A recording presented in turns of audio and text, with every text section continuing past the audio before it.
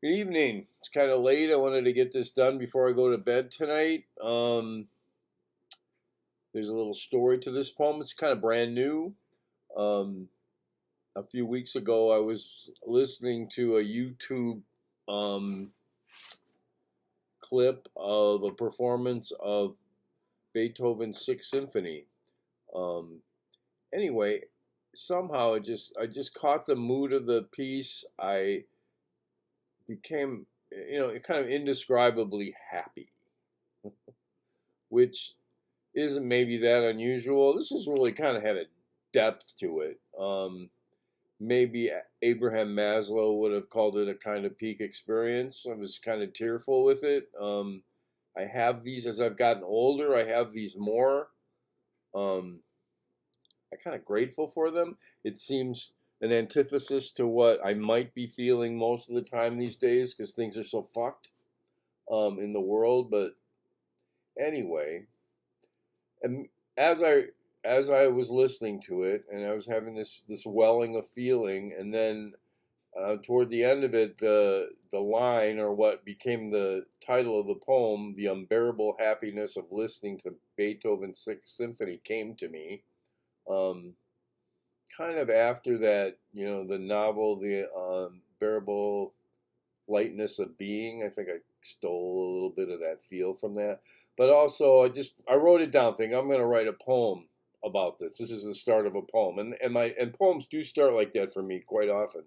Um, in fact, I have one in the works right now.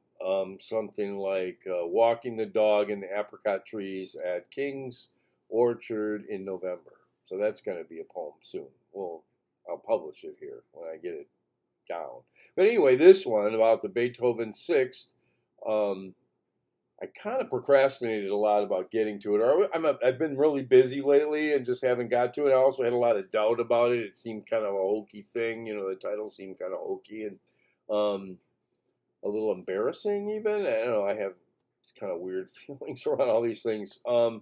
But then there was a reading that came up, a monthly reading that I go to, and I wanted to have something new for it. So I thought a few days before the reading, I thought I should sit down and just get something down. And um, I wasn't sure of the piece at all. And then when I read it, I got a good response from it, and I felt pretty good about it. So I thought I'd like to present it here. Um, so I will. I've also included after the poem and before a little text about the poem, the same story I just told you, a link to a YouTube video of a performance of Beethoven's Sixth.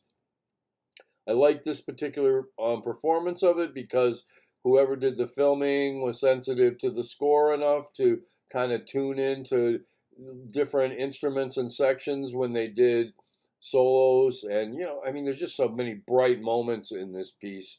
Um, and I think they do a good job in spite of some of the coughing in the audience.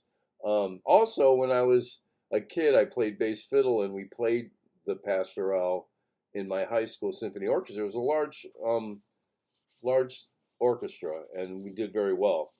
Anyway, so that's kind of the background to this, and we'll go on, and I will read this. The Unbearable Happiness of Listening to Beethoven's Sixth Symphony.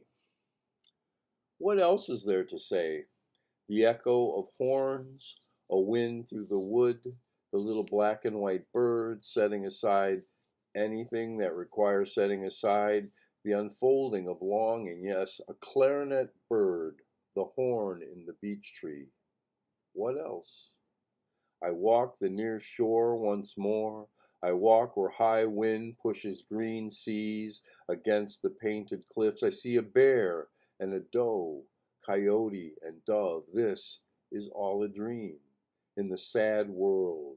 In the sad world where waters growl their chorus of bass, the oboe and the lark, unbearable memories of long ago when I was a boy, and the instrument, a life ring in my hands, joined in concert with rocks and sand, the night song flute in the wash of stars, our place in the cosmos, our location in the location of every other spiraling body. I leapt from the limestone cliff, into the font of these waters, into the font of these waters, through the shining cave, not sure I'd stayed a man or a callow half-child, sans the horns of my adult brain, I swam towards some light and still swayed, unknown even to me, unknown, until this pastoral sang again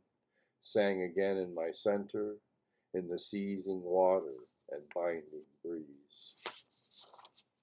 Have a good day.